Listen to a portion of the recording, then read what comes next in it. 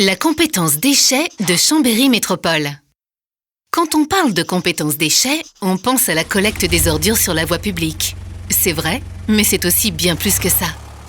C'est une question de sécurité sanitaire comme une opportunité pour le territoire. Et nous allons voir cela. Tout débute chez l'habitant qui trie ses déchets et les dépose dans les bons conteneurs. Puis, l'agglomération se charge de la collecte, soit dans des bacs roulants regroupés, soit dans des conteneurs grand volume.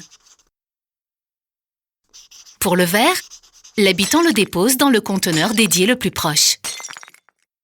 Le textile, dans des bornes textiles. Et les encombrants, mobilier, déchets électriques et électroniques, toxiques, verres et de petits travaux, en déchetterie.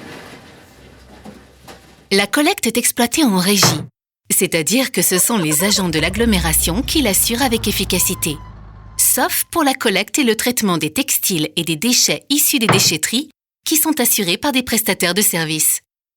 Ensuite, les déchets triés sont acheminés vers le site de traitement adapté pour les séparer correctement, recycler les matières premières, composter, vendre ce qui est en bon état et incinérer le reste. Et oui, tout est valorisé. L'incinération avec récupération énergétique et le tri des emballages ont été délégués au syndicat de traitement Savoie Déchets. Puis, Chambéry Métropole vend les matériaux triés à des entreprises de recyclage qui lui assurent une recette. Elle tire ainsi le meilleur parti de l'effort de tri de l'habitant. Et le perfectionnement continu du système permet de maîtriser le coût du service. En effet, plus le tri effectué par les habitants est efficace, plus le tonnage de matériaux triés est élevé et plus les recettes augmentent. Trier permet aussi de contribuer au tissu économique local. Comment ? Par le développement d'activités à destination de personnes en difficulté. Ou encore par la mise à disposition de matières premières pour d'autres activités.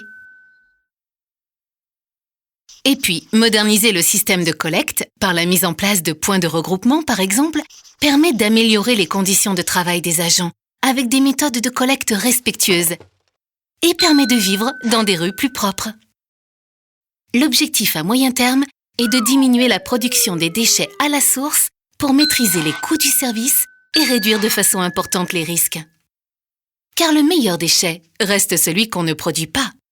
Alors, le message à faire passer aux habitants, c'est que sans leur coopération, rien n'est possible.